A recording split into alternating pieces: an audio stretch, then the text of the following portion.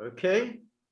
Sorry about that, guys. Maybe a lot of people are using Zoom Yeah, right I guess it's all right. Let's go back to recording. Okay. Well, we're back. So thank you for those the gagglers who are still with us. Thank you so much, Herman Montoya. Happy New Year, George and Peter. Thank you. Same to you, Herman. Chaos Lord. So thank you also for your super chat. So thank you for being here. So yeah, welcome to 2022 indeed. And then Detroit Rock City, thank you for sticking with us. These are unfortunate issues that arise, particularly. George and I we were in the social sciences. We're not techies. We apologize. Yeah, that's right. Yeah, that's right. But I think to be fair, I think even the most sophisticated technological problem. So somebody's saying no sound. Is that the sound? I can hear you. I hear you. Muted. Yeah, exactly. Yeah, so everything's fine. Yeah. So anyway, if we're thinking about, or let's just put aside the prospects of a war for the time being. And then look forward to what will happen this year. Obviously we've got the midterms, which are obviously going to take up a lot of the political energy during the coming months. Most observers, including us, assume that the Republicans will enjoy a big win. However, most observers also, including us, think that the Republicans will squander it as they have in the past, with their favorite bugaboos, tax cuts, which 20 minutes after the election is called in November, Kevin McCarthy will announce that, well, my agenda is tax cuts, and Mitch McConnell will say, my agenda is tax cuts. So if that happens, then we can assume that 2024 the Democrats will be back, much as like Obama took a shellacking in 2010, re-elected 2012, Bill Clinton shellacking in 1994, re-elected in 96. So unless Republicans know what they're going to do once they control Congress, then we can expect the Democrats then to toast to a re-election in 2 years' time. Well, our good friend Richard Barros, he's such a contribution to the Gaggle, and we really appreciate him. Mm-hmm. But I can remember very distinctly the three of us, we were discussing how, and based on his polling results, there is a positive plan out there for Republican voters. But the problem is there's no positive plan from the leadership. So this is like chasing your tail. We go to these extremes back and forth, and people are not getting what they want. That's what's causing these radical swings here. But that can only go on for so long, George. Okay, because when you have these, 70-30, 80-20 issues, and the Republicans won't act upon it, then what's the whole point of the whole process? And this is what we're coming to. You can't do it on culture wars only. Culture wars are very important, unfortunately, okay? But you can't govern on that. Look at what the Democrats did. They can't govern on it, okay? Right. But the Democrats, you have to say that when they get power, they know what to do with power. And that's the thing. The Republicans don't know what to do. So they had they took a drubbing in the congressional vote in 2020. The House majority was diminished to just 5, and then they went off. They just pretended that they had an FDR or LBJ style agenda, and they pushed everything. Now, of course, it didn't succeed. Inevitably, the math catches up with you, but it shows their mentality. They know what to do with it. They grab something and they know. So we talk a lot about Nixon, but when Nixon said, I gave them a sword and they stuck it in me, yeah, they did it. They've just been beaten.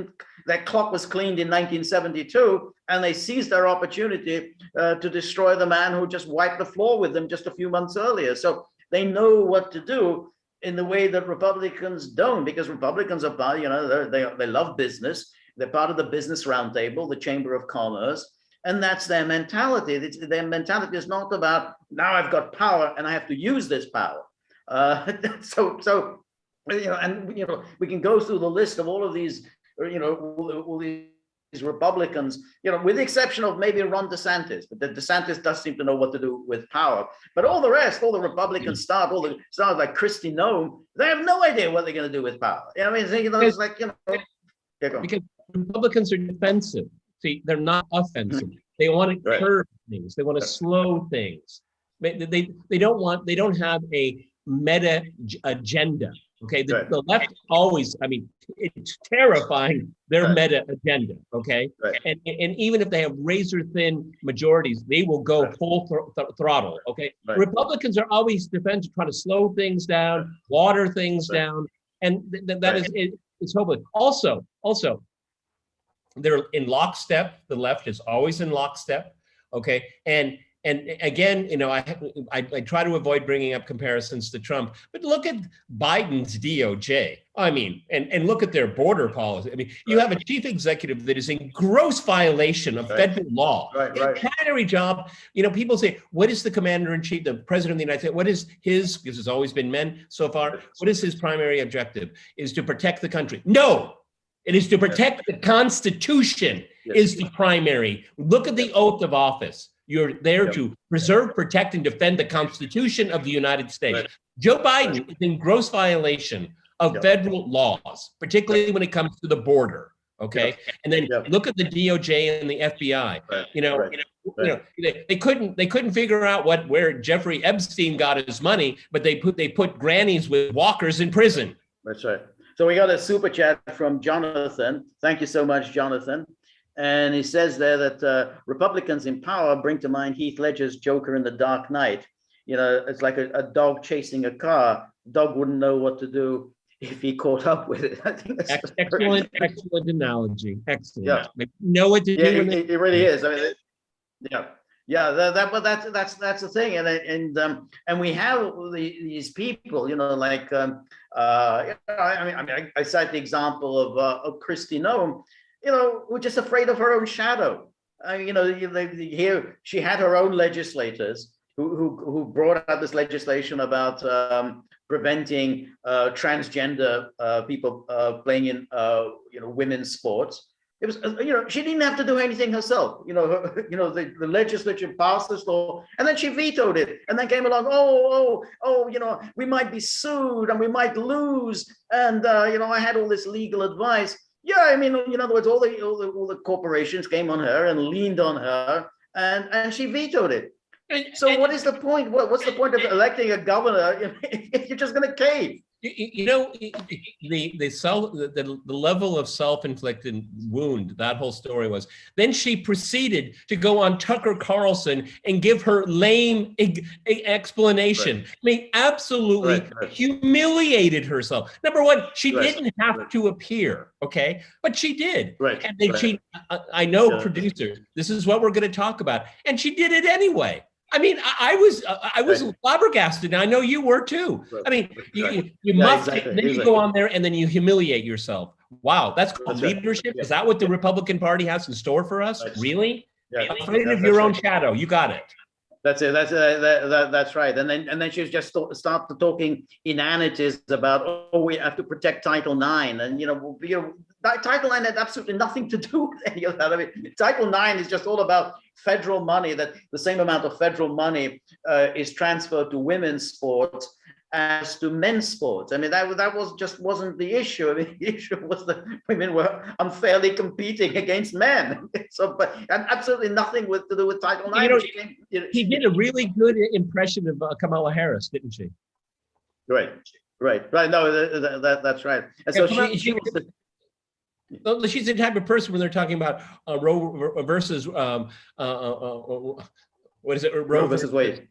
And then, but the border is closed. It's just like, they have nothing to do with each other. They do it all of the time. And a good host today will say, but you're talking about two different things, but they never do. Sorry. Right.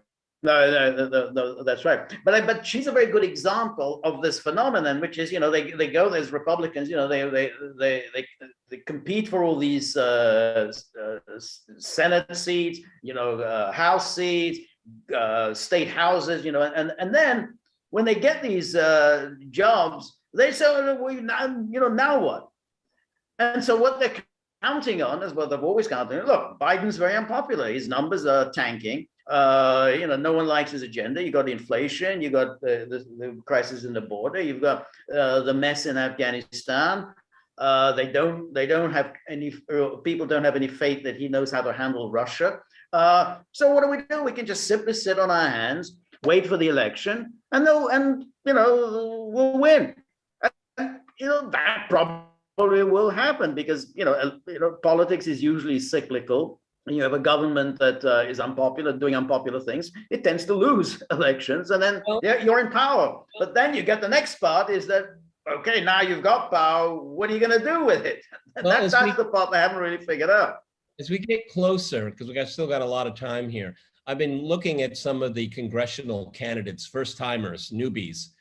They're fired up, George. They're fired up and they're angry. Kevin McCarthy, you're not going to skate to the speakership. This is my prediction, because he's a spineless fool. Okay, a spineless fool. Okay, but it's going to be kind of like the Newt Gingrich wave. I think there's a lot of people that are going to say, "Look, Newt Gingrich did it. We can get our own leader," because you're just a rhino. You're a nobody. You're a nothing. You have the intellectual capacity of a plant. Okay, you're not a leader. Where leadership, has he exhibited any leadership at all? When as a minority leader, he allows Nancy Pelosi repeatedly to break House rules. Where are you, Kevin? What are you doing? Are you staying with your roommate? Do you have the upper bunk? Yeah. That's right. She does this repeatedly. She does it with utter contempt. She treats the Republicans with utter contempt. And they just they take it. I mean, imagine they're kicking people off committees. They don't like this Republican. They just kick him off all the committees and say, well, we can do it. We've got the votes. We can do it. But then you say, okay, well, what are you going to do to retaliate? Don't really do anything. I mean, you just sort of sit there. Well, we'll do it when we get to power. No, you won't, because that's not who you are. So. That's the leadership of McCarthy. Go on. If there's a question, go for it first. No, there's no question. Go ahead. No, but I mean, the interesting thing to watch here is that it's very convenient for conservative media to look at the catastrophe that is known as the Biden administration, and it truly is a catastrophe here. But they're going to be sidewiped by the brewing discord and anger within the party at the base. And I think the Republican leadership just is completely clueless on this, okay? Because it's easy to look at the bumbling Joe, okay? And AOC in Florida with her boyfriend without a mask, all this nonsense news, okay? But there's a lot of anger in the Republican base right now, and we haven't even mentioned Trump yet, okay? So I mean, it's not going to be the cakewalk that they think. In numbers wise, they may do very, very well. I expect it to, but it may not be the caliber of people that they're expecting, and that's what we should be looking for. I think that's right. I mean, I think that you're right that there's a very different mood in the base, and that's where you've got somebody like Steve Bannon, because Bannon really taps into the base. I mean, Bannon is really where the base is. He has a huge following, and that's why he's now the subject of so many attacks and so many hostile profiles, which he loves. He loves it. He said, great, I'm attacked in Politico today. Exactly. Bring it on. NPR is saying I'm the evil genius. Great.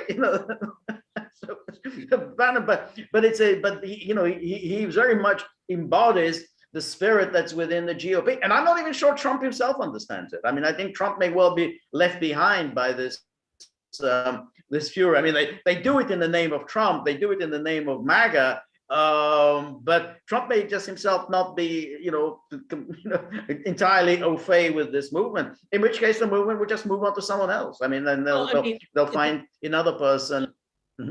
I wouldn't be surprised that, in retrospect, historically, Trump opened the floodgates, but he just opened the gates, not necessarily what would go through the gates, if you know what I get.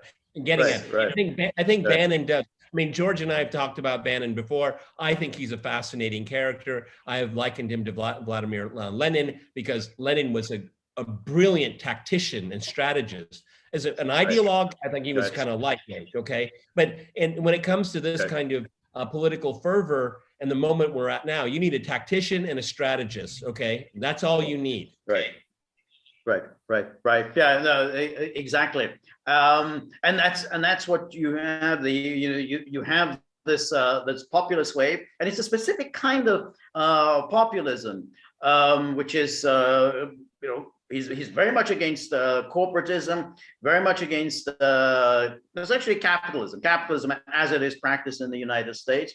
He could easily embrace a kind of a populist economic agenda, giving money to poor people, but it goes together with very tight border controls and absolutely hammering corporations. They're gonna you want to ship jobs overseas, we're gonna hit you with so many damn tariffs when you try to import those goods back into the United States. So all of that, I think, that's a kind of a message that I think a lot of these the populists are carrying. So that whole, well, let's go back to tax cuts, it just may not be, that's not the Republican message any longer. And that's why I think McCarthy and McConnell are just being left behind. They're still living in this glorious world of the 80s and 90s. All you have to do is just say tax cuts, and then that's it. We can, now let's go get a bite to eat. Well, Kevin McCarthy, you should remember, if you're watching the Gaggle, as you should, because your political future is, will be determined here among George, with George and I and our followers, here, is that Trump's lowest point in the polls when he was president was the day he signed the tax cuts. Okay. Exactly. It doesn't speak to the base. It doesn't. It doesn't speak to the base at all. It speaks to the Republican leadership. Of course it does. And this is the chasm that we're all staring down in. And George and I have been saying this. A number of our colleagues that we've met through the Locals platform have said the same thing. It's not like, you didn't know, guys. Right. Right. Yeah. That's right. And I think that's really, this is a movement that's been a long time in the making. It already emerged with Pat Buchanan in '92, Ross Perot. Let's remember that was the '92 election, was both Pat Buchanan and Ross Perot when the first waves of this populist anger came forward, and it was tamped down. Bill Clinton kind of exploited this in '92, the message of Perot and Buchanan, but then he didn't really govern like that, and so it never really, he essentially ran as, he governed as, I guess, a kind of a liberal Republican. Yeah. So he was perfectly happy with the Gingrich '94 triumph, because he could work with Gingrich. They were kind of on the same page. But yeah, that was that populist anger, and unfortunately it was tamped down. But then he came back. He came back in 2016. Trump essentially picked up on what Buchanan and Ross Perot were saying. That was his theme in 2016, and he did it with amazing skill, because we remember the primary debates, and he knocked each one of them off like bowling pins, one right after another. Demolition. Okay, it was you never had any doubt, and that's why, again, he opened the floodgates. Now, I think his administration was a mixed bag, okay, and particularly with foreign policy that you and I have gone in great detail about. But I think the floodgates are open, and there is the opportunity, if the leadership is smart enough, which at this point they are not, to take advantage. It's an open lane, and I keep saying this. It's an open lane. Right. Yeah, it's definitely an open lane, and that kind of economic populism and aversion to the foreign wars, the stupid wars. I think that's a winning ticket. Republicans have gone back to their love for foreign wars. I mean, it's there they are. I mentioned about that, the Gillian Turner, and this just goes on and on all the time on Fox News.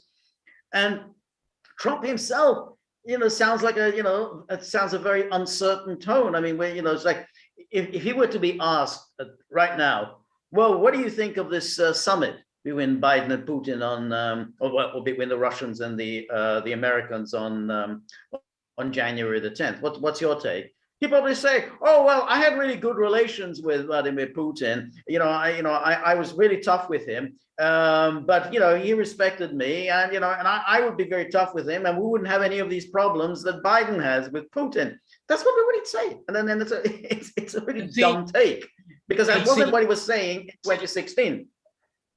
But if he were to say what you and I say on a daily basis, if he were to take a synopsis of what we say here at the Gaggle, it would be a lightning bolt.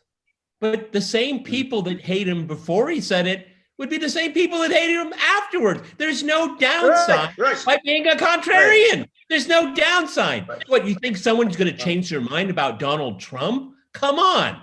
I mean, I don't understand this. It's just infantile. I mean, go out there and be as bold and brash like you were in 2016, and you're going to turn heads and say, yeah, that's got to make sense to me, because that's what I've been thinking all along. I don't understand.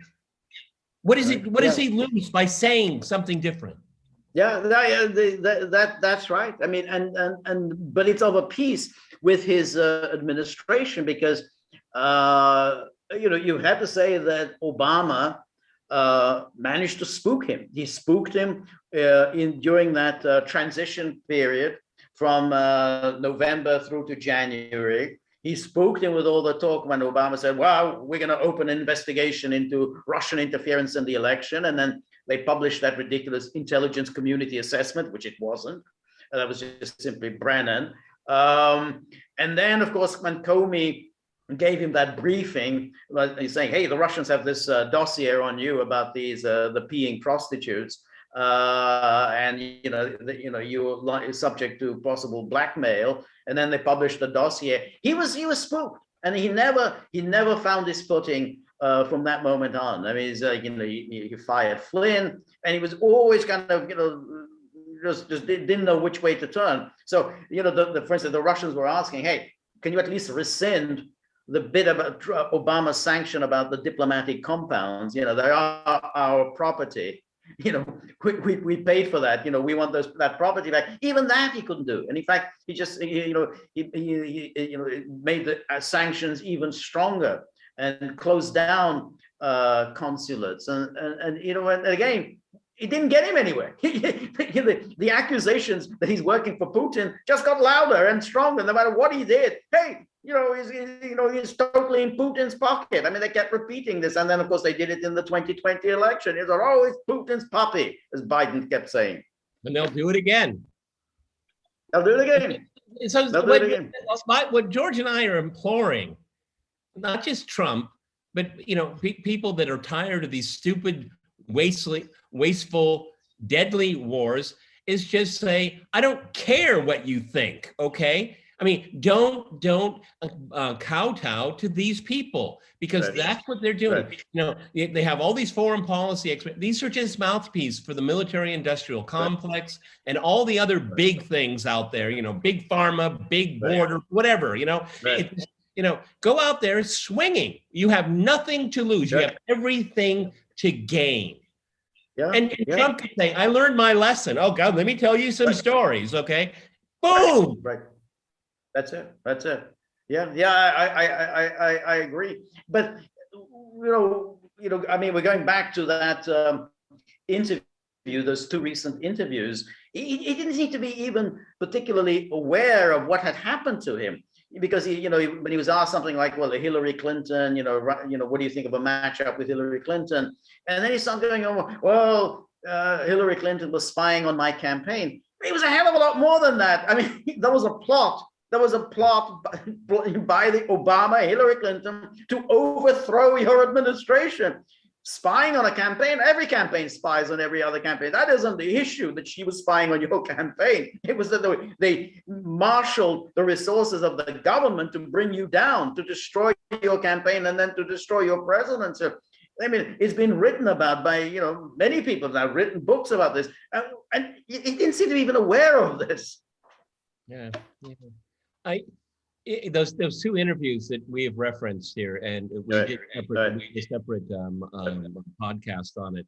But we just want to tell our audience that George and I are kind of bewildered by. I mean, it's a softer tone. It's a more reflective tone. It's a lower energy tone. I mean, obviously, age plays into it to one degree or another. We're not physicians, obviously, but it was quite striking to me. Is a different tone, and these questions were they were openings for him to lob. That's why they threw it at him. These are by two journalists who are very well disposed towards him. I mean, so they threw balls at him.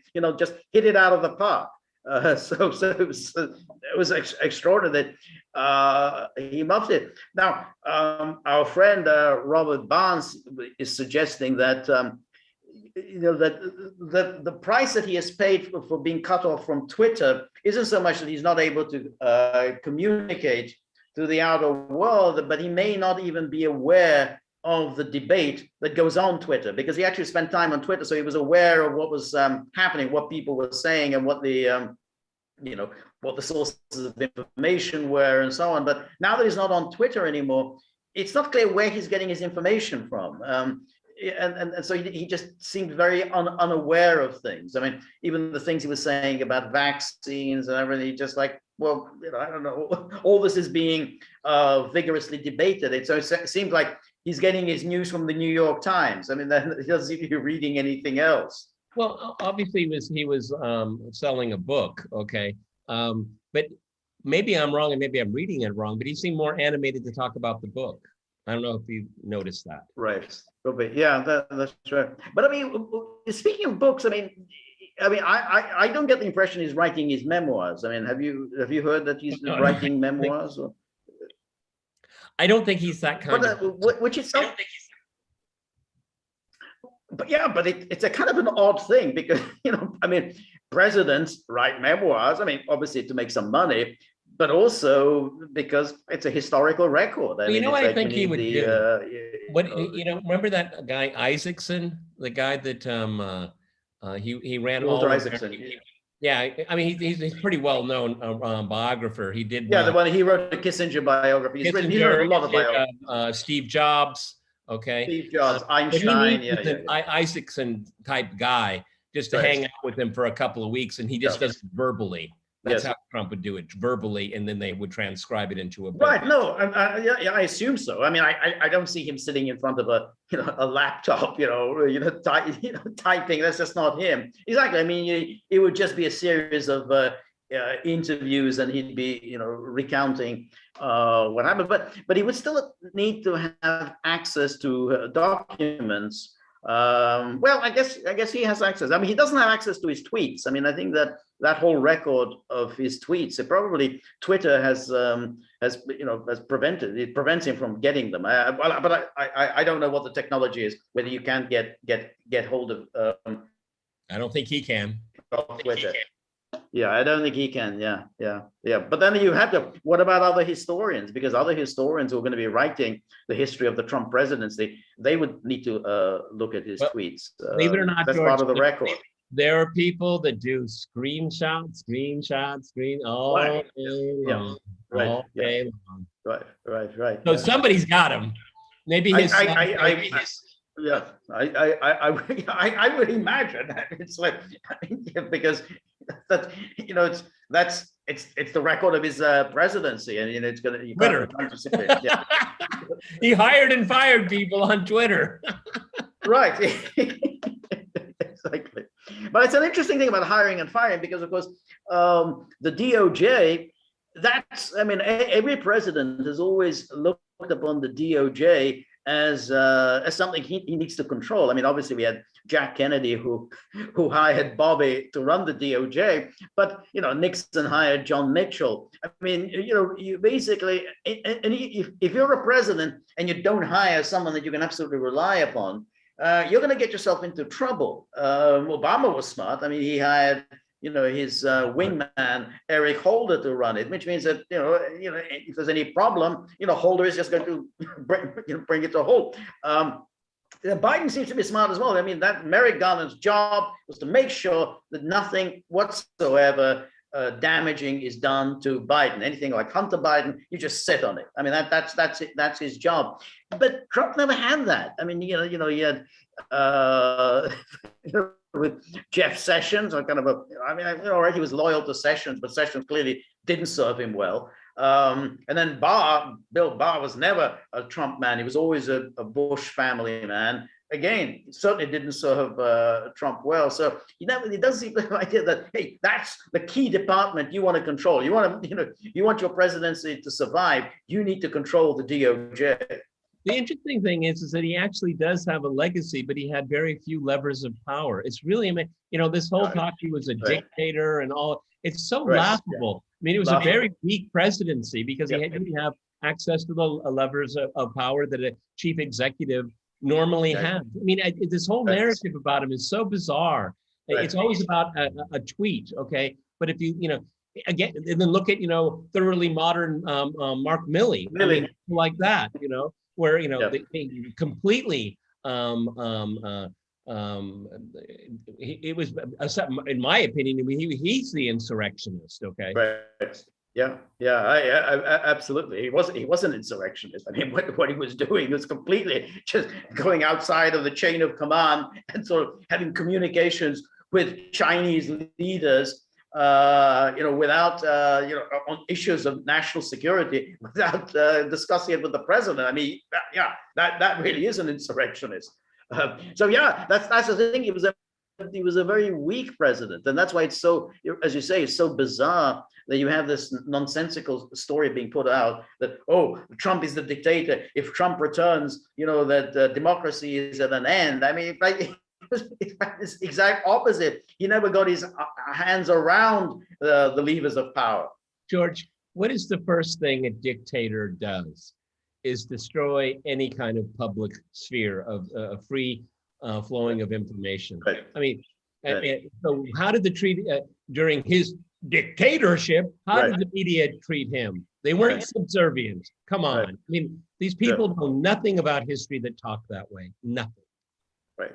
Not at all. Yeah. I mean, the media treated him with open disrespect. I mean, it's like, all those news conferences with Jim Acosta. I mean, talking in an insolent way. I mean, he's the president. You're just some little schmuck at CNN. But that was par for the course.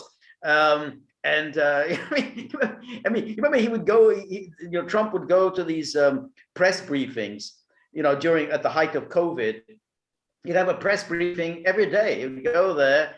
And he would, take every single question, often very rude, often, nearly always, when did you stop beating your wife type questions, and so on.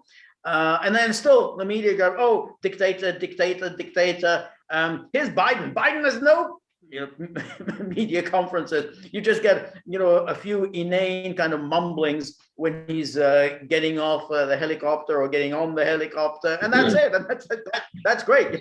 That's your president who doesn't bother with any kind of news conferences. Just smiles and walks away. Yeah. But according to the liberal media, the media is tougher on Joe Biden than. No, that's it. Yeah, that's it.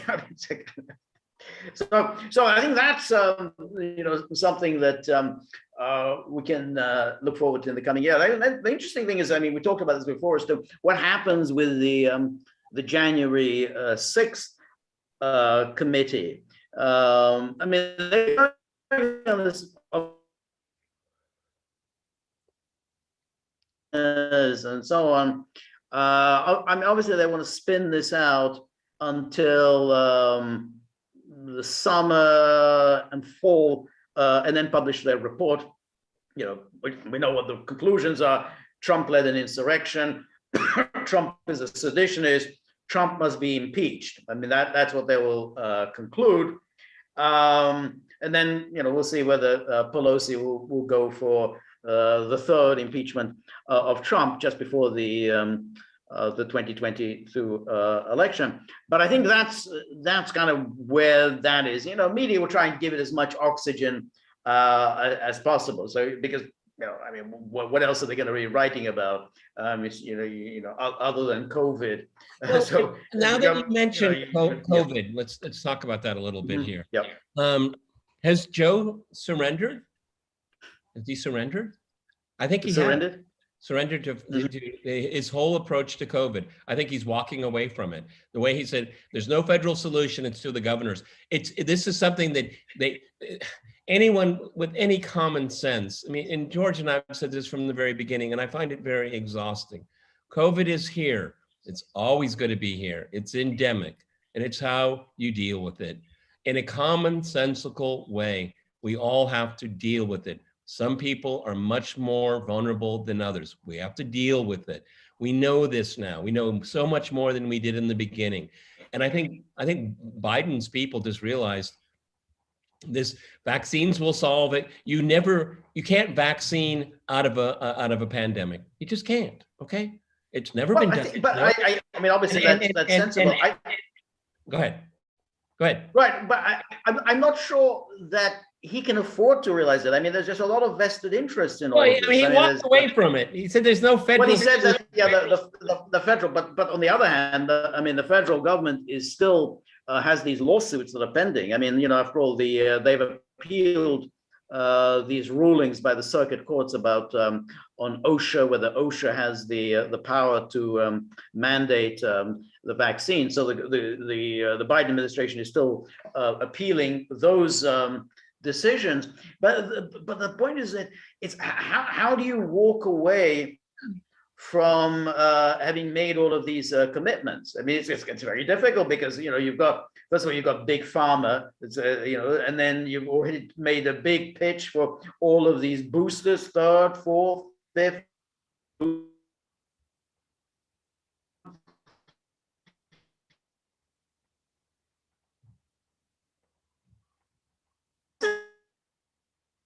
What the hell have you been doing these 2 or 3 years? You pursued a policy that didn't work. I mean, you went ahead with these vaccines. It didn't work. You did the lockdowns. It didn't work. You did the masks. It didn't work. So, you know, what have you been doing?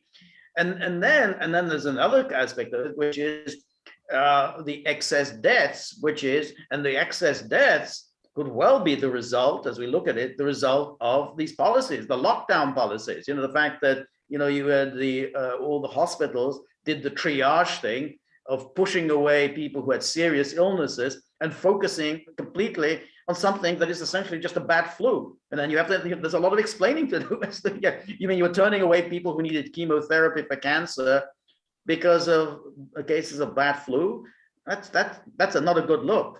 Yeah, well, but what can he do? Double down on what's not working? I'm agreeing with you completely. What I'm just saying is that they've admitted they don't know what to do, other than what you and I have said in a common sense way, is that zero COVID is an illusion. Okay, I mean, you're right. They have to walk back their entire administration, but you can't continue down the same path. I mean, people have had enough of it, okay? And I think that this scaremongering they're getting in the liberal media, Okay, I mean, even everyday people are beginning to say this is we've had enough of this. What they've said isn't true. It doesn't match reality, their own personal experience. And if the Biden administration has any hope of hobbling across the finish line, they need a major adjustment on this one, and a major one. Okay, because everyone's focused on inflation because that affects people. Okay. Right. Yeah. And then that's exactly right. So we have a question here from Herman Montoya. When are you ever going to have Robert Kennedy Jr. on the Gaggle? Jimmy Dore had him on to talk about his book, The Real Anthony Fauci. Very good question, and I think we will, make every effort to get the holiday season Robert right now. So up until February 10th, there's nothing much we can do. Right. Yeah. No, that's exactly. But I think that's excellent suggestion. I think somebody else has, I think a couple of weeks ago, suggested having Robert Kennedy. I think that's, I mean, this is, he obviously, there's a lot there about COVID in the book, but I think he has a lot of other very interesting insights, because he talks a lot about the HIV and AIDS crisis, and again, very, very negative about the way Fauci handled all of that. So I think, that's another area that we should, if we can get him on, that we'll discuss with him. So well, excellent suggestion. When the Republicans take control, obviously, as you pointed out last week, George, even Biden will still be there. So I mean, the gridlock here, but they do have the power of oversight. And Fauci has to be investigated. He has to be investigated. Yes, no, exactly. The power of oversight. And I think the other thing is that, all right, if you remember we were talking about Gingrich and Clinton, Clinton was very happy to kind of orient himself, with the Dick Morris policy of triangulation. So he was, he worked with Gingrich, and they passed all those laws. I think it's going to be very difficult for Biden and the Republicans to do that. I mean, I don't think that's going to happen. But that doesn't matter, because I think then Republicans can set an agenda. I mean, if they say, okay, we're going to pass legislation mandating, let's say, building the wall. I mean, funds for building the wall. Okay, let Biden veto it. Okay, he's vetoed it.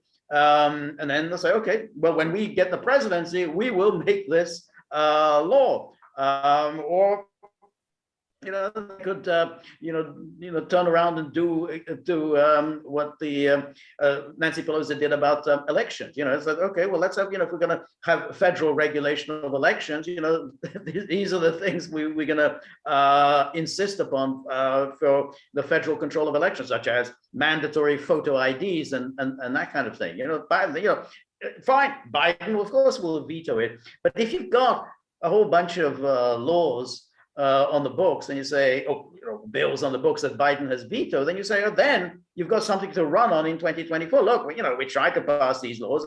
Biden vetoed them. That's our agenda. That's why we want the presidency. But if you're not going to do that, then you don't really have an agenda for 2024. If they don't have any discipline. Remember, everyone, when Trump came to power, he had 2 years of majorities, okay? And what did the GOP do? They sat on their thumbs, and I'm being polite right now. Right. Yeah. That's right. It's hard to believe that, and they sat on the thumbs. And as we said before many times, which is that during those 2 years, the Democrats were the ones who were running on the agenda. They were running on the agenda of Russiagate. They made the whole thing up, but they ran with Russiagate, and it was Trump that was on the defensive. I mean, they removed Devin Nunes, who was the chairman of that House Intelligence Committee. They managed to remove him, at least temporarily. He was the one who was investigating ostensibly Russiagate, and they got him removed. I mean, that's how ruthlessly the Democrats were. So you then, but obviously 2 years, after 2 years, they lost it, and then then Trump really never recovered. So you're absolutely right. Once you get that thing, you control the House. You don't even have to control the Senate. You control the House, Then you can have the hearings on Fauci. You can have the hearings on Russiagate, the origins of Russiagate. January 6th. January the 6th, exactly. The origins of the virus. And I say again, election reform. Investigate the Bidens. Investigate the Bidens, exactly. Hunter Biden and all of that. And then election reform. In other words, you have to be doing something. I mean, and that's really the question. And as you say, McCarthy, he's not the person for this. When you don't use, go on. I mean, Steve Scalise was cross-examined. I think it was by Hannity or Laura, one or the other. And they said, "What kind of oversight powers will you pursue if you get the majority?" He wouldn't answer. Yeah. He was just like, "Well, what? What?" Right. Yeah, exactly. That's a very good point. Because look, what we just did in the last 5-10 minutes, we've listed 5 or 6 issues that the House would need to, a Republican-controlled House would need to look into. We talked about, the origins of the Russiagate hoax, the January the 6th, the origins of the virus, Fauci and how Fauci's influence and everything, election reform. Election reform. Let's how do we make sure that there's election integrity? It wouldn't have been hard for Scalise. The guy's been in politics all these years to say all of that to whether it was Hannity or to Ingram. That's our agenda. That's what we're going to be doing. Wouldn't that get the base even more motivated? Right. And these are not culture war issues, okay? Right. I tell them this. I say stay away from it because you're playing their game. Republicans always play their game when it comes to the culture war. Stay away. I know it's passionate for some people. I understand that, but use power judiciously, okay? With focus. Right. And if all the things we just listed, if that was going to be the GOP platform for 2022, blowout. Yeah. No, that's it, and I think that's really where we get these problems, which is, then you have all that happens is you have basically cyclical elections. You win an election. And then exactly, and then of course, and the foreign policy aspect shouldn't be overlooked. I mean, you really have to make sure that the people who are coming in, whether it's going to be the Jim Jordan and whatever, are going to say, we do not want to get ourselves into any more of these wars. We just said no, not they're going to do it. I mean and I think it's very important that that new Republicans don't go down that path, which Kristi and Mike Pompeo and the rest of them, because they're the ones who are waiting in the wings. Nikki Haley, they want to go there, and again, let's get tough with Putin. I mean,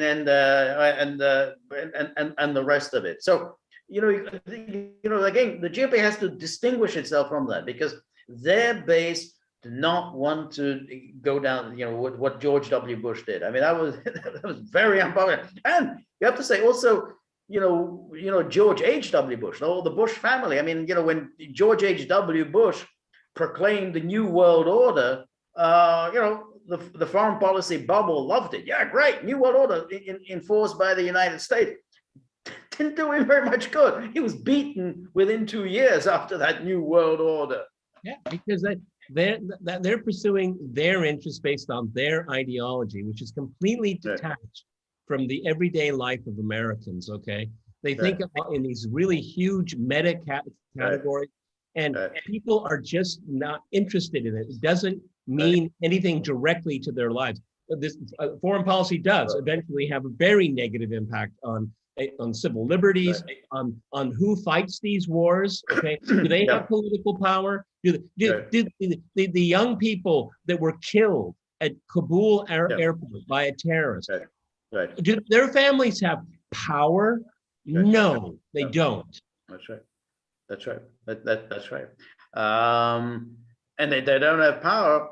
And then when you have these servicemen who are killed, how do you explain it?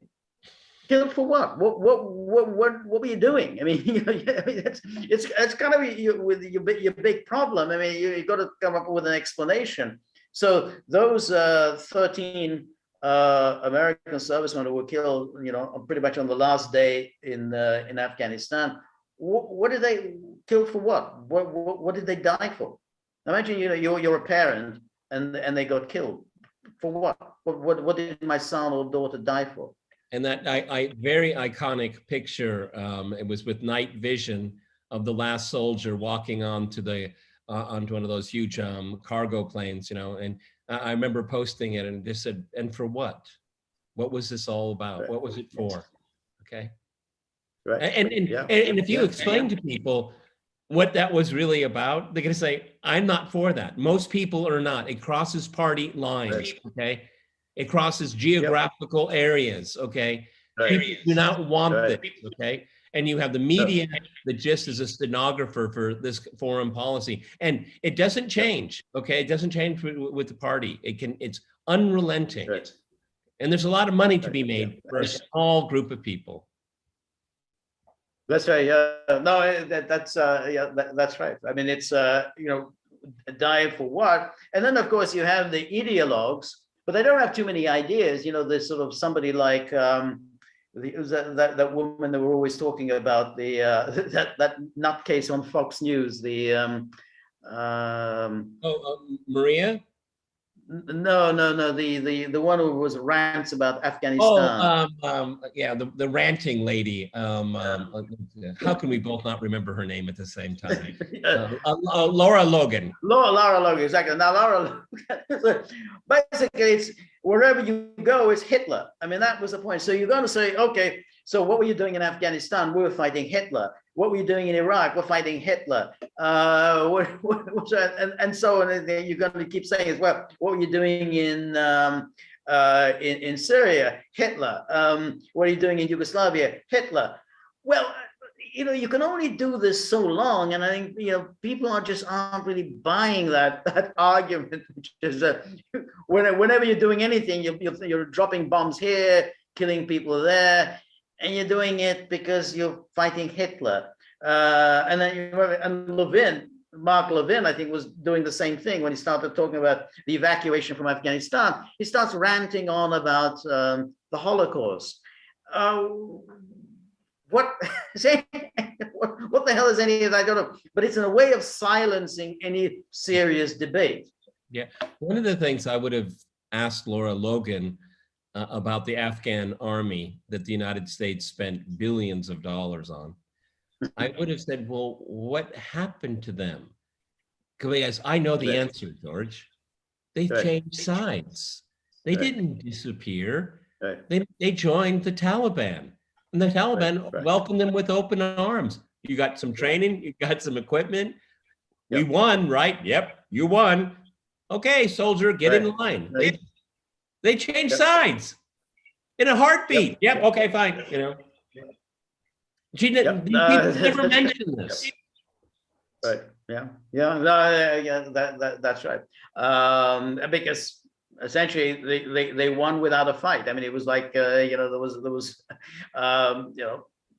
it's not like, oh well, it was a ferocious battle and then they prevailed in this ferocious battle. No. There was no signing on the USS Missouri. Okay, there wasn't it wasn't a big peace treaty or surrender treaty. No, is that the Taliban said the Americans are not going to pay you anymore, but we'll give you a living wage, something, okay, or we'll kill you. I mean, here's some choices. They were pretty easy to make. Okay. Right. Yeah. That's right. It's, so yeah. So what other predictions can we make for 2022? I mean, so I would have thought that there's probably not going to be much by way of legislation. I think Joe Manchin, if there was ever any chance that he was going to get on board with Build Back Better, I think that chance was lost. I mean, he's very pissed off. He doesn't like being treated in that way. Look, Build Back Better, whatever that is, okay, because they didn't sell it. It wasn't just the communications problem. It was just a monstrosity. I am for infrastructure. I am for a lot of those. Well, that was already passed, but again, but these other things. What they did was, this is how classical Washington works. They split it up into two bills. The big corporate donors and the lobbyists, they got all what they wanted, and then everything else was thrown in together. It was incoherent. And Joe Manchin, he's being worshipped by many people in the Democratic Party because Joe did exactly what they wanted to do, but didn't have the courage to do it. So I think the legislative agenda is dead. I don't think Build Back Better is going to come back. They'll do some things step by step, some programs, but nothing big. I think he's done. I don't. And also, one indicator I'm going to be watching is that CNN and the rest of their ilk, they're trying to pick a new president. They're trying to pick new leaders, or they're pushing up new people. And this is a sign of the times. Right. Okay? I mean, they sold us a false bill of goods, and they know it, and they're embarrassed and ashamed by it, and they're going to try to change the subject. So Biden is a footnote in 2022. Yeah, I think so. With the exception of foreign it's not at all clear. But it's not at all clear that Biden has any coattails. So in other words, if that will Congress people or senators want Biden to go and campaign for them. I mean, it didn't do much. Terry McAuliffe in Virginia, he had all of the heavy guns came to campaign for him. So I mean, Biden did it, Harris did it. I can't remember whether Obama himself also showed up for McAuliffe. Yeah, he did. Okay. No, it reminds me of I thought of a funny moment on Crosstalk. The Democrat that was didn't find it humorous. I said, Joe has no coattails because he has no coat. Okay, I mean, how could he have coattails? He doesn't have a coat on. Okay, if for George and I mean, I think Nixon in '76 would have had more coattails as a resigned president. He could have got the base out. People, George and I've talked about it before. Nixon was adored by a good part of the population, okay? Right. And the establishment got rid of their president.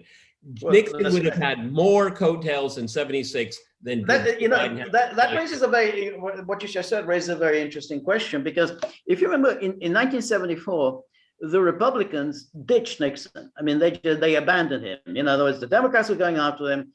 And, had it been the other way around, this was a Democratic president, the Republicans were trying to impeach him and get him out of office. The Democrats would have absolutely, to a man and woman, would have been stood behind the president, the titular leader of the party. The Republicans abandoned Nixon.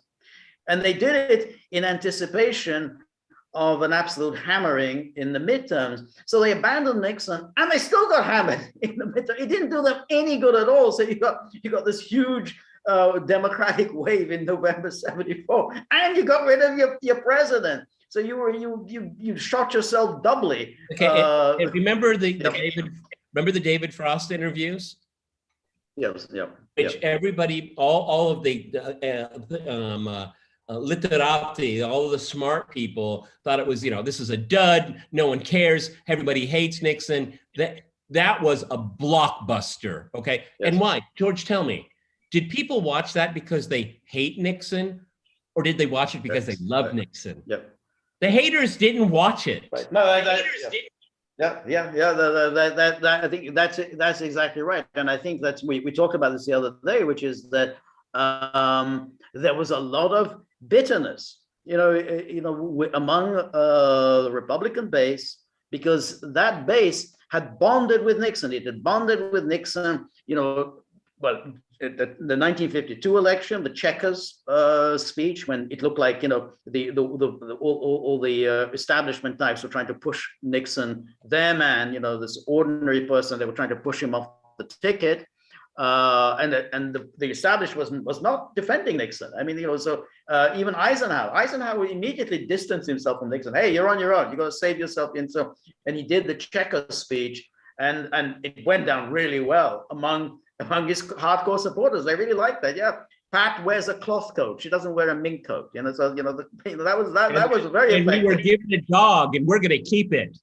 That's right, exactly. Brought the checkers, you know, the famous checkers dog. Yeah. So they bonded with Nixon. And so, you know, all the stuff, again, it was like Washington, which was so preoccupied with all the minutiae of Watergate, you know, Haldeman and Ehrlichman and what did, you know, and all those characters from, you know, Herbert Butterfield and Ulasovich and Chuck Colson and all the stuff. It went on and on every day in the New York Times and Washington Post. You know, the rest of the country really didn't care about that. They couldn't care less about Ulasovich and McCord and Howard Hunt and all of these names, but they cared about you know, Nixon, and it's interesting because he was a centrist. You know, with Reagan, you know, Reagan was a kind of a conservative. He was an ideological thing, but Nixon, it was a personality thing. Because he has always been a centrist. He had never been any kind of an ideologue. He was always a kind of a pragmatic sort of conservative. Yep. And yep. When the interesting thing is that maybe different this time around is that there are plenty of Democrats that are not going to defend Joe Biden. And, you know, you reap what you sow, everybody. You reap what you sow. Okay. He's your guy. He was never my guy. Okay. And like I said, about the 2020 election, I don't know. I just know who was inaugurated. That's all. Right. Yeah. That is right. And in the end, I mean, you know, the Democrats are paying the price for essentially nominating someone that they didn't really want. The party did not want Biden, you know, and we saw those early primary results, and you know, they saddled themselves with Biden because they thought none of the other candidates, not you know, Warner, not Sanders, Beto O'Rourke, not Harris, not any of those, you know, Buttigieg could beat Trump.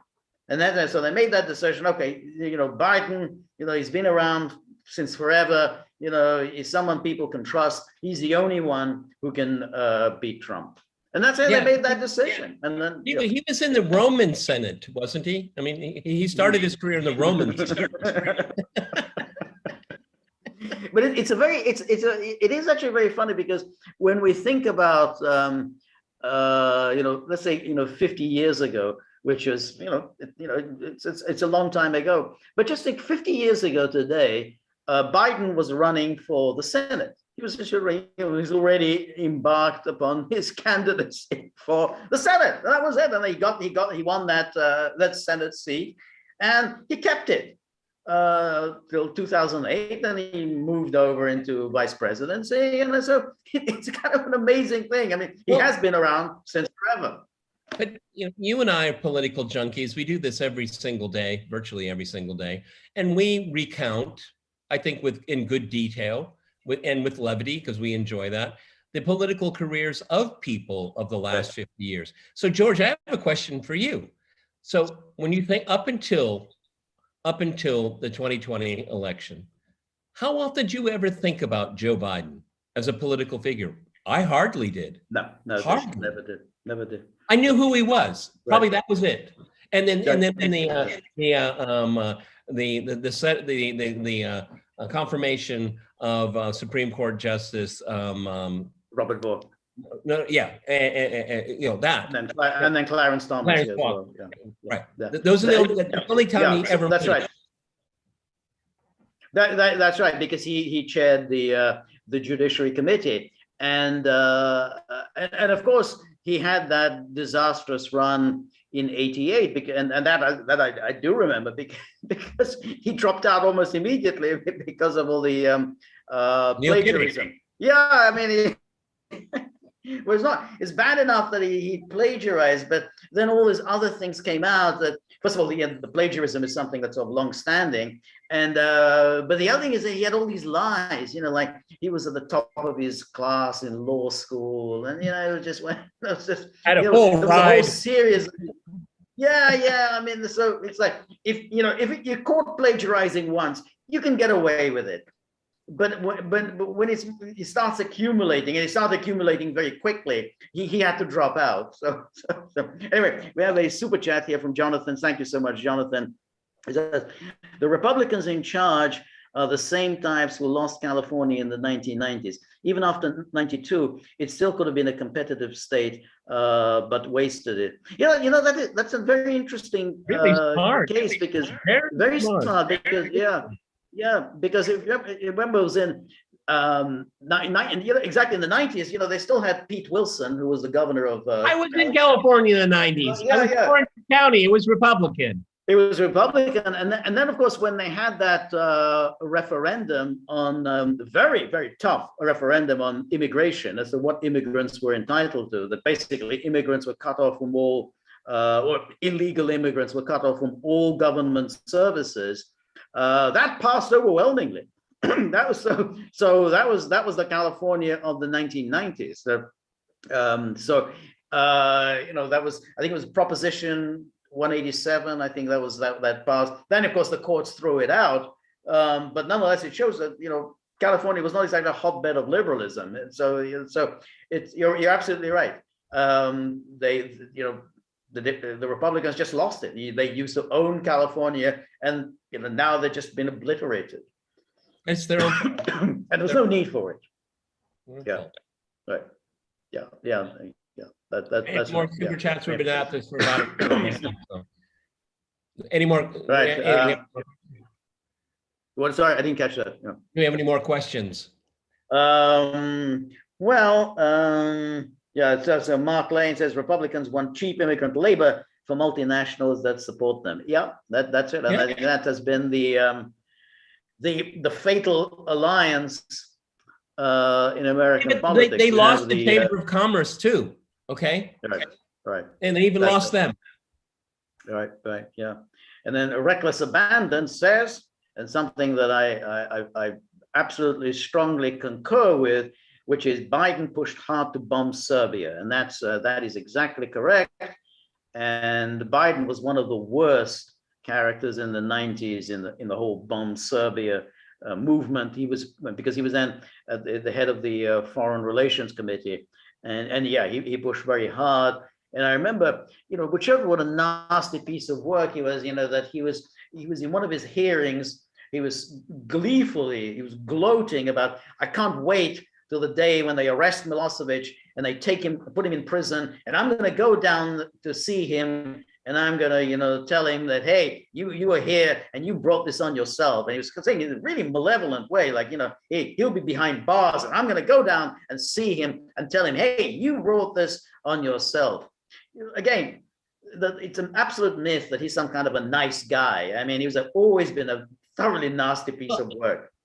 I wouldn't be surprised if he says in the next couple of weeks, well, when I visited Milosevic in prison, I gave him a piece of my mind. Because he rescued Israel in 1967 when Golda Meir was prime minister. So he had not been elected to the Senate yet. But anyway. That's right. That's right. Yes, you rescued Israel. Could you imagine if Trump said that? Come on. Yeah. Well, but all of it. I mean, imagine I was arrested in South Africa. I went there to see Nelson Mandela, and I was arrested. It's a very big deal for a U.S. senator to be arrested. I mean, so it shows, the level of complete imbecility, because it's something everyone could be able to check very quickly. I mean, it's not every day that an American senator is just arrested. So. Just like Hillary when she landed in the. Oh, that was exactly. And then, the snipers fire and everything. The snipers, exactly. I was fleeing for my life. Yeah. In another one of the armchair warriors, the laptop bombardiers, sofa samurai. They love to play, being soldiers. Putting on their flak jackets. I'm going to be a soldier. Let's bomb them. and then, hey, I was fleeing sniper, I was right in the thick of it, just making it all up. Like, what's that, Brian Williams, which, just made the whole thing up. They love war so much. And then he came back. He's the one that said, look at those beautiful missiles, as Trump was illegally bombing Syria. Look at those beautiful, one of the most disgraceful moments in cable history. One of the most. Yes, exactly.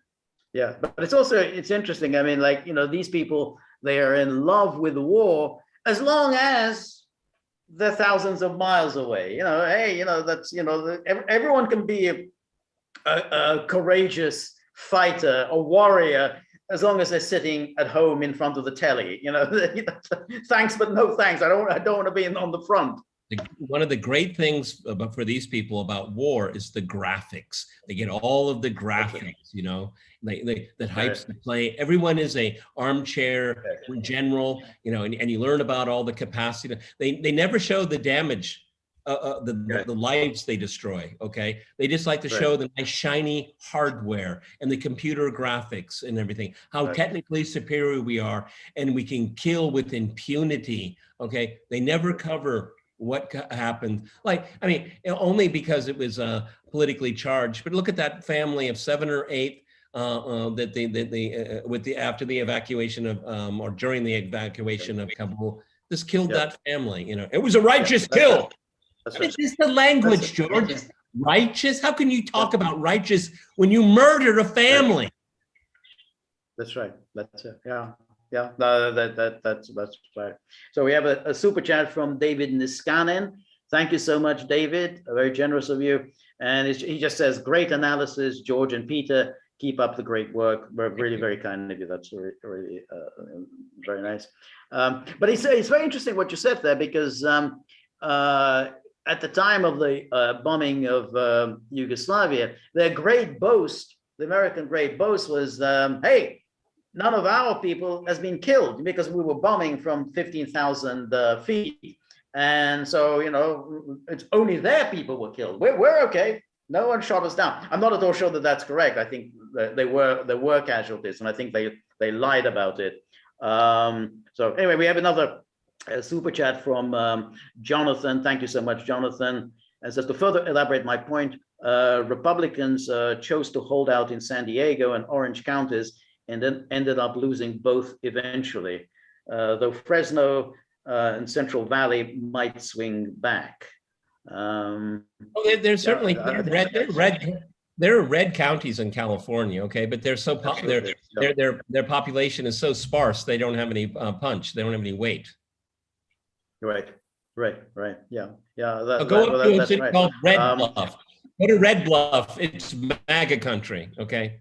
A little town called Red Bluff. It's MAGA country. Okay. Right. Yeah, that's right. But there's no question. I mean, this this open borders and everything. I mean, it did change the demographics of California. I mean, you just poured in, and it became a completely different state from what it was. I mean, it was the heart of republicanism for decades, and but when I was living there, demography is destiny. California, at least the time that I lived there, had a very elaborate highway system, quite impressive too. Right. And I can remember before I left California, if you were driving like from Orange County to Irvine, which you kind of have to go over the mountains, and they would have these signs, and it would show a family unit, like telling people there are families walking across. I mean, you're going at 55 miles an hour, and they're warning you that there are people going to be walking across. So they took the time and effort to make the signs to warn you about it, but they didn't take the time and effort to stop it. Right. Yeah. No, that's right. You're absolutely right. So Reckless Abandon says, I just posted the Biden Serbia rant on the Gaggle's local. I think I know that rant.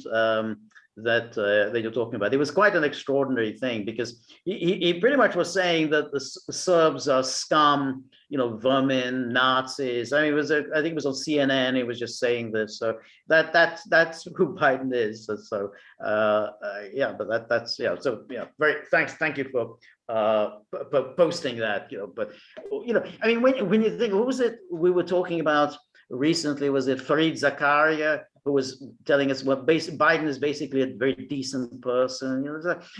I was kind of amazed how journalists say these stupid things like, well, Biden's basically a very decent person. What do you base that on? I mean, have his whole career.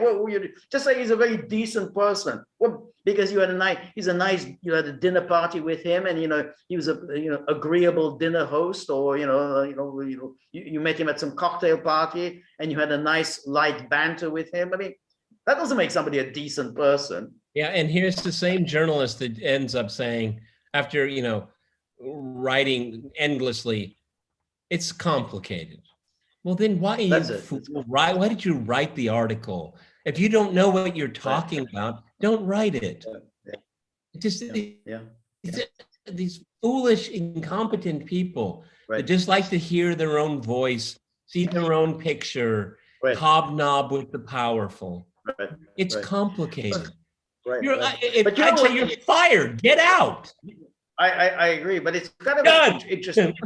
Yeah, I'm done, exactly. But it's a very interesting thing, because people like Fareed Zakaria, they hold these prestigious positions. He has his own show on CNN. He's a columnist of the Washington Post, but they're always sniffing out which way the wind is blowing. So, in that little column of his, he still wants to keep in with Biden, and have all the enthusiasm of January 2021, he's going to put his arm around America and all the rest of it. But he's sort of sensing, well, Biden's numbers are not good. He's tanking. So he's already making it a little move. That's why he says it's complicated. Yeah, it's complicated because I'm still not deciding which way I'm gonna go. Complicated for me. Yeah. Complicated for me. Yeah. David Brooks is another one like that. He's a columnist at the New York Times. Always sniffing out. Which way do I want to come out? Because I don't want to be out on a limb. Say, yeah, I'm with Biden, and then Biden just falls. So but that journalist is the quintessential access journalist. He's the access journalist. That's why he's sniffing around, because he always wants to land on his feet and he wants to be close to power. Yeah. Has nothing to do with the powerful belief or what they do. It's just to be able to be on the Biden buffet. Exactly. Always. Always. In other words, I'm there. They're going to take my calls when I want to phone up Biden to get a quote or to get a background briefing, and to be invited for a lengthy interview. Invited also to the dinner parties. Always very prestigious to get invited to dinner parties at the White House. That's a big deal for somebody like David Brooks. I mean, get invited. So we have Jonathan, also a super chat. Thank you again, Jonathan. It says, as horrible as Biden is, I think LBJ might be worse. I find that hard to believe. I mean, you could say that the LBJ years were, those were disastrous years, because there was violence exploding on the streets, and of course, there was a war that LBJ had kind of really sank all of America's prestige and treasure into trying to win it, when it was very obvious that you couldn't really win it in any straightforward sense. So I mean, that presidency definitely unraveled. When you think of 1964, he gets his big huge landslide victory over Barry Goldwater, and then you go to 1968, he's so unpopular that he's not even able to attend his own party convention. His own party convention just won't have him there. I mean, that's how he had sunk in reputation. So, I mean, the LBJ years were definitely not, it wasn't a successful presidency, but I mean, I think he's a much more substantial figure than Biden. But anyway, Peter, what do you think? Well, I agree with you completely. I mean, he is a very substantial a political figure, okay? And Right. he got a lot done. I mean, I didn't agree with his legislative agenda, but he got a lot of things done. I mean, there's only one president you can compare him to, and it's FDR, okay, as far as his legislative agenda. Right. Its effectiveness and long-term impact, we've talked about this many, many times. Right. But LBJ was a leader, okay? And everybody knows I'm very attracted to the leadership quality, okay? Because by the power of his personality, he got a lot, and probably blackmailed a lot of people too, okay? I mean, LBJ was just a pure operator. Joe Biden is not. Right, no, I think that's right. But, you know, he, of course, had a huge majorities to deal with. When you've got a huge majority, it's, you know, it's not hard to get things done. But, you know, his legacy is, look, he lost the South for the Democratic Party. I mean, he was warned. I mean, all those big Dixiecrats that came to the Oval Office and told him, you're going to lose the South forever for the Democrats. And that was a legacy, you know, that it's all been lost. And then he also, you know, these domestic programs, he was pouring in all this money. It was going to the urban gangsters. So you had all these city mayors, Democratic city mayors, who would go to the Oval Office and say, what the hell are you doing? I mean, you are sponsoring all this federal money, sponsoring crime in our cities. We're going to lose the elections because there's just the crime is out of control. So you know, I don't think it was a very effective, but he was a very good Senate majority leader. But I think, you know, he was hamstrung by inheriting a team that was whose loyalty was always to JFK and not to him. They didn't particularly like him. They loved JFK, but not him. And he felt very intimidated by them. He didn't make any changes. Can you imagine that? A president takes over and he makes no changes. He keeps the JFK team in place throughout that time. And so I think it was, it was not a successful presidency. Yeah, but again, I mean, I'm not going to disagree with you on that. I mean, I've already said that. But as far as a political operator, I think he was he's in a class, in a very small class of people that understood how politics works, how power works. Unfortunately, he inherited a lot of things that he had no control of, like Vietnam. Again, what they did to Trump, they did to LBJ. Okay, until they abandoned him and said, we can't win. And he said, what? I've done all this for you. I've given you everything you wanted. And now you're walking away from me. Okay. Okay. You know, so, I mean, I just kind of, for some reason, I have just a soft spot for LBJ because of his origins, how he. I know what you mean. I just think he's a fascinating character. Joe Biden is not fascinating. No, Joe Biden's definitely not fascinating, but you're right. I mean, he inherits Vietnam, and one has to say that he takes over in November 1963.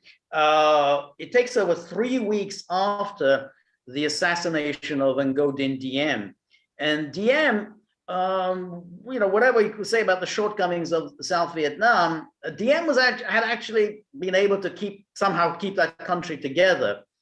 But the Kennedy people wanted to get rid of Diem. They plotted to overthrow Diem. Of course, the overthrow led to his murder, as well as his brother-in-law's murder. And the place just collapsed. I mean, South Vietnam just collapsed following the overthrow of Diem. It was always predictable. And anyone with any common sense would have known the place will collapse once you get rid of Diem. So yeah, so that happened 3 weeks before LBJ took over. And so in a way, you say, oh, Johnson escalated the war, but his hands were tied because if he didn't escalate, the place was just going to completely collapse. And America would just have to beat with the tail between its legs and bloody quick. So and he couldn't very well do it. Just a few weeks after taking over from JFK, he's already beating a hasty retreat from South Vietnam. So you're right. I mean, he inherited this. And also, I mean, when your reference comment about the Dixiecrats is absolutely right. But at the same time, I think to be fair to LBJ, the civil rights movement was real, it was organic, and it was something that was very difficult for establishment politicians to understand what was happening, how the country was changing. I truly believe that LBJ thought that his heart was in the right place, you know, and there's plenty of documents. I mean, how he tried to juggle so many balls at the same time. It took a lot of political skill. Again, the outcome of it, creating the modern welfare state, you know, dependency on the state, creating the black families, it's the outcomes that are, you know, we can debate here. But I mean, as far as being able, in such a tumultuous time that he did not create, that he had to react to. Okay, I would wager that Joe Biden, almost all of his problems are self-inflicted. Okay, all of them. Okay, and it's about framing. It's about framing of things too. I mean, when he came in, he said, "Look, we got vaccines, we got therapeutics. We're gonna have to manage this thing here. Let's talk about, you know, let's build back better things." But no, they became captive of a narrative that they thought got them over the finish line, and to some degree, it might have. Okay, but then, you know, what do I do now? And that's what they have done. Okay, so comparing Biden to LBJ, I mean, for me, it's just like apples and oranges. Okay. I don't know why I have such a soft spot for a guy, because he was a pretty corrupt guy. I mean, big time. He was very corrupt guy. But you see, I mean, you know, I mean, if we talk now in history about the civil rights movement, but there may have been a more intelligent way of going about this in retrospect than what LBJ did. Because if you think of JFK had been a very prudent, was a very cautious, very prudent president. I mean, remember the big demonstration, the big civil rights demonstration of September 1963. I mean, JFK managed to be out of town. I mean, he didn't show up. So he was very prudent. Again, you know, he was very well aware of losing the South and so on. LBJ, I think he decided he was just going to go all in. I mean, all in with civil rights. He was going to go all in with the war on poverty, all in with the war in Vietnam. And I have to think that I think JFK would have been a much more cautious, and in the end may have been able to address these issues more successfully than LBJ did. I saw a documentary not too long ago, and there was a picture, which now it's just in my brain forever. During one of FDR's presidential campaign, or it could have been the midterms, but he was in Texas, and there's a picture of a really tall, skinny guy. His suit was 2 times the size, you know, it was just too big for him. And he was 3 or 4 people away from FDR. And you could see the way he was looking at FDR is that I'm going to be president one day. And I truly believe that he was so influenced by everybody, you have to remember, you know, Richard Nixon and LBJ are 2 of the poorest people that ever went into the White House. And and then, you know, legacy means so much more to you, because if you're a Kennedy, I mean, you're part of a clan, you're part of a moving force, okay? And you know, and he looks like this, you know, he's just a next in line in a dynasty. You look at LBJ, he was a school teacher that went to a teacher's college. No, that's right. And that you know, as with Nixon, it kind of fed a feeling of inferiority. I mean, you know, he's the president, and look at the people who are around him. I mean, you got Mac Bundy, former president of Harvard University, Bob McNamara, former president of Ford Motor Company. You got Dean Rusk, former president of the Rockefeller Foundation, Walt Rostow, big shot professor at MIT. I mean, it was definitely, you know, then you got Douglas Dillon. I mean, he's been a big shot on Wall Street. So it was you know, I mean, that's why Halberstam called it, you know, the best and the brightest. I mean, you know, this was the cream of the American cream, you know, the elite. You know, these are the most successful, smartest people in America. And then who's in charge of it? You know, as you said, he'd been a teacher, school teacher, he'd been Texas Teachers Training College. I mean, so but it was really anyway, so there's a go. A super chat, because I was going to say what Robert Kennedy. Yeah, there's a super chat, but you can finish your point.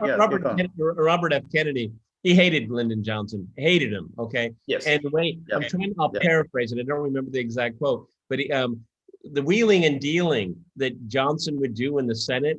I mean, and he was king of the Senate. Okay. And it was the way he described it is that it's Johnson eating pork ribs with all of the gravy dripping on his shirt. And he thinks that's normal business, just slobbering it on. And, the LBJ would probably say, yeah, that's what we do. What's wrong with you? That's right. Yeah, that's right. But Robert Kennedy also brought back that name for Johnson that Johnson hated, which was landslide, because famously, Johnson was elected to the Senate in 1948 in the most fraudulent, corrupt election ever in Texas. He won by 72 votes. And ever since then, he had that nickname, Landslide Lyndon.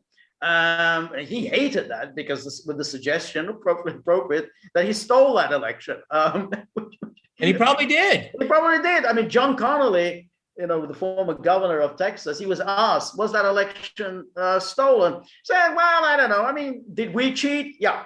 Did the Republican cheat? Yeah. But we don't know now who won that election. So that's John Connolly. In other words, he's admitting, yeah, we stole that election. Even people that many years after that were in Lyndon Johnson's circle would openly talked about how Johnson had been cheated in an election. And he made it clear to people, he said, we're never going to get cheated because we're going to cheat better. Okay. Yeah, and I mean, he's already been dead. And these people fondly remember Johnson because he was such a huge character. Okay. And it's like, yeah, of course we did it. Yeah. That's right. Anyway, so we got a super chat from Detroit Rock City. Thank you very much, Detroit. Nice, you're always here for us, which is appreciated. So we asked, what will be the outcome? It says the Putin and Biden summit. I mean, I'm assuming that you mean the meeting in January. That's a very good question. I mean, I think we talked about it yesterday. I think Peter wasn't entirely sure whether it will take place.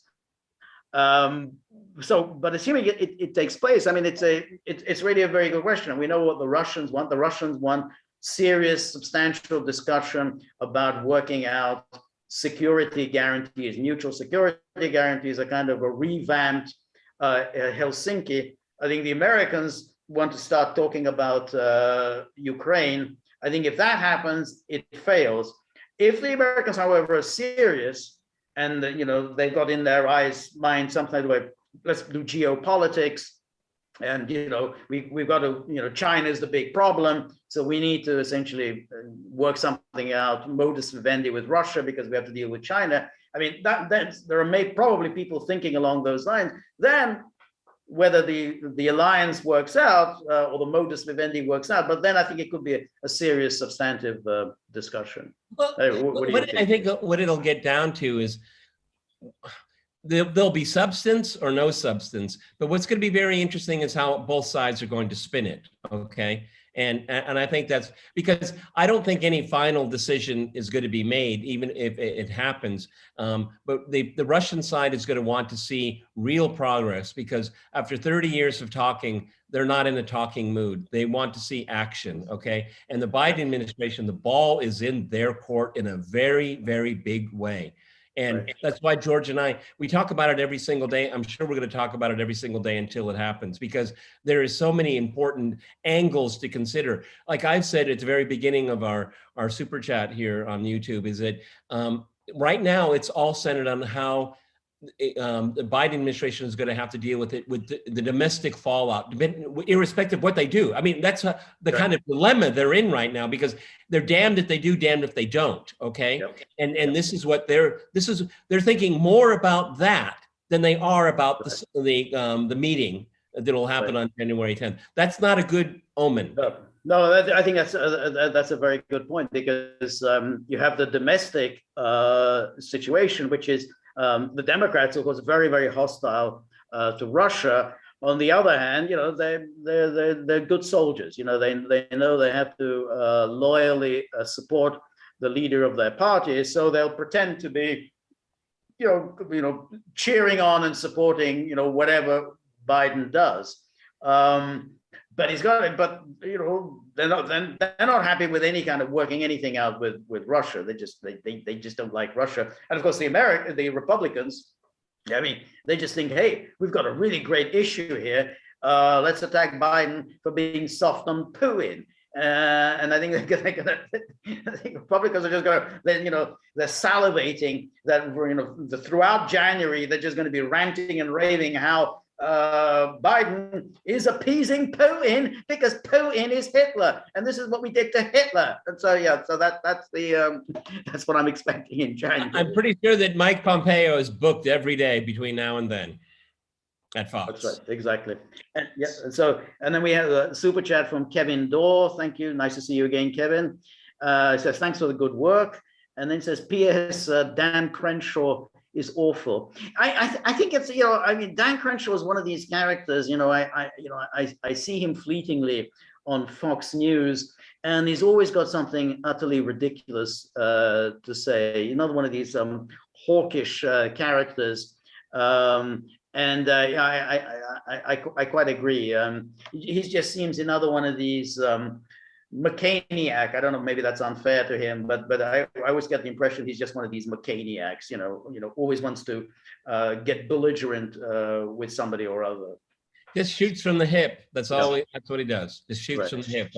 There's not very little substance to what he has to say. It's a feel-good message. If you're a neocon, if you're a hawk, it's feel good, but the substance is remarkably lacking, unfortunately. And unfortunately, he has an important voice with many in the Republican Party. Yeah.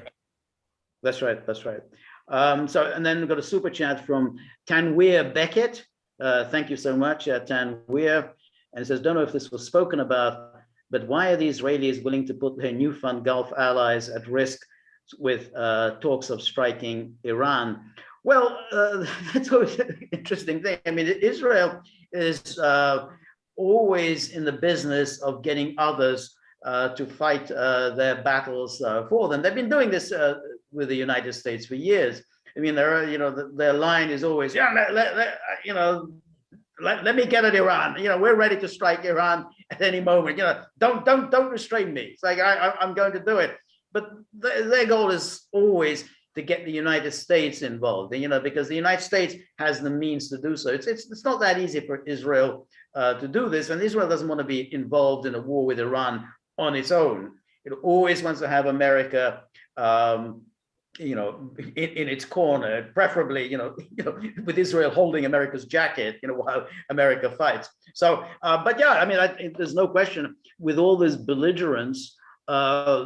The countries that are most in danger are the Gulf states, because again Iran would almost certainly in any kind of conflict to say, well, we don't want to strike Israel, because if we strike Israel, that might provoke the United States coming in against us, but we can strike these Gulf countries, because if the Gulf countries, we don't know how the Americans will respond. I mean, are they really going to go to war for Saudi Arabia? So yeah, absolutely. I think the Gulf states are the ones would be most in danger. So yeah, Israel doesn't have any sentimental attachment to its quote allies unquote. Well, in a lot of the Gulf countries, there's a lot of chatter. I mean, I've been following it at Conflicts Forum. Is that they're trying to split the difference. I mean, there's a lot of overtures towards Iran, and also trying to normalize relations with Israel. So they are trying to split the difference here, and the Israelis are, like calling in a debt, and they're saying no, we didn't sign up for this. We don't like Iran. We don't want them to be hegemonic, but we want a more predictable, safe neighborhood. Because as George says, I mean, if you look at some place like Kuwait or Qatar, I mean, if there's a major conflict, those two countries disappear. Right. I mean, it's as simple as that. These are small places. Right. Be severely damaged. Yeah, exactly. And again, Iran could make an absolute havoc, mincemeat of the world oil markets. I mean, it's like, you just hit these refineries, and shipping in the Strait of Hormuz, you hit them, yeah, again, America says, yeah, we're going to war, but we don't know that. So that's definitely huge risks involved when you start to strike Iran. There's no question. If somebody strikes Iran, Iran will retaliate. What form of retaliation takes place? Probably not immediately an attack on Israel, but definitely attack on the Gulf states, because those are juicy targets, and those are easy for Iran to knock off, and to cause an almighty crisis in the world that the United States will have to sort of give an explanation for. So, hey, how has this come about? Why did you just simply permit this attack to take place? And if, to continue with that scenario, if the United States wants to strike in a very severe way, Iran will say, well, this is the end game. They will strike Israel. Okay, they won't strike Israel first. No, they won't. No, that's right. Yeah. Okay, but it will be only because what is the crazy mullahs? What do we hear now on Fox? The Nazi mullahs. Have you heard this phrase? This is I haven't heard that phrase. Used to be the mad mullahs. Yeah. It's incredible.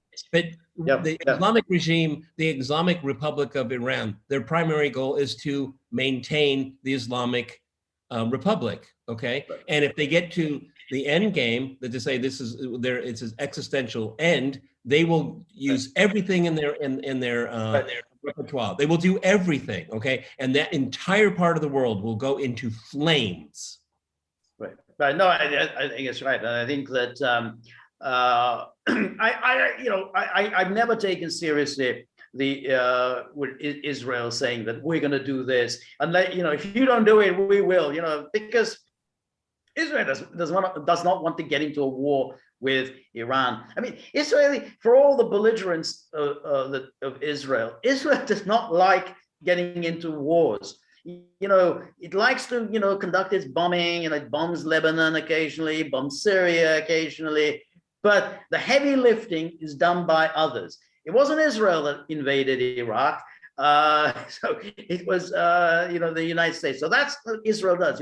Netanyahu, who's the hawkish Netanyahu, he's very good at staying out of major conflicts. It's very shrewd like that. So I never believed that Israel is going to attack Iran, because that's a huge, huge deal. Iran's a very big country. It has ballistic missiles.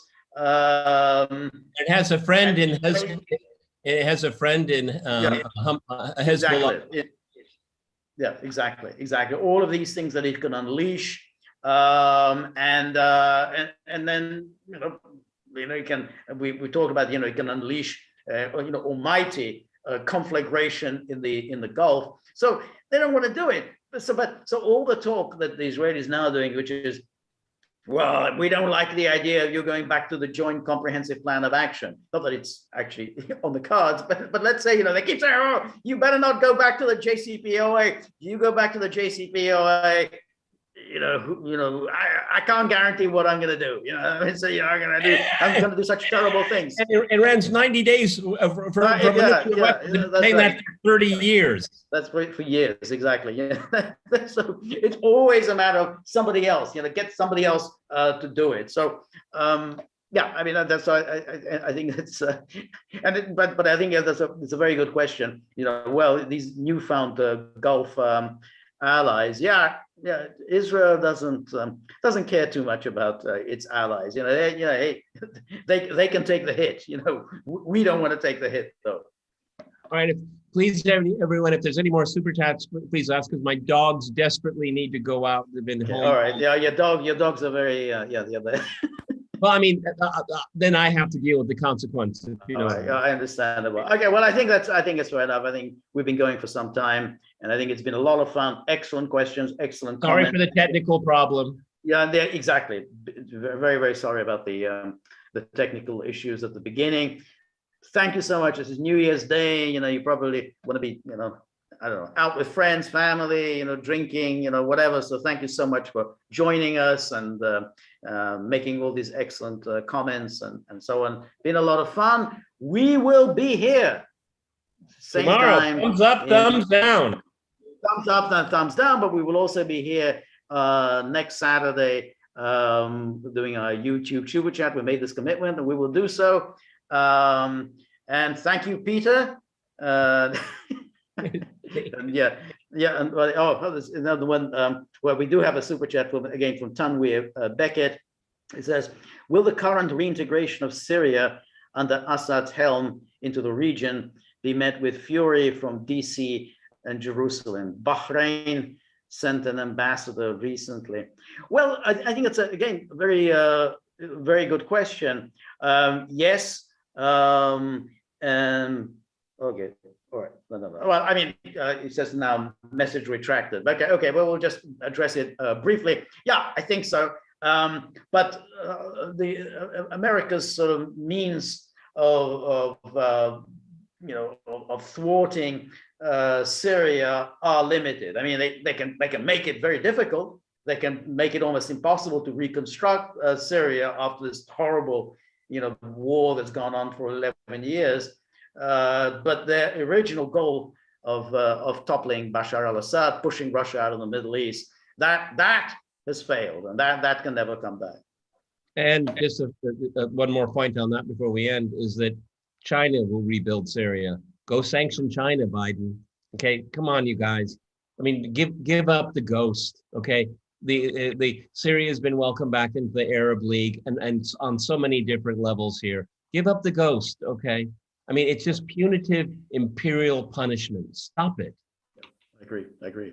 Oh, well, thank you so much. Thank you, Tanweer. And remember, if you like the Gaggle, please like, share, and subscribe. See you soon. Bye. Tip jar. Bye, everybody. Thank you. Bye. Good night, George. Happy New Year. Bye. Good night. Good Happy New Year.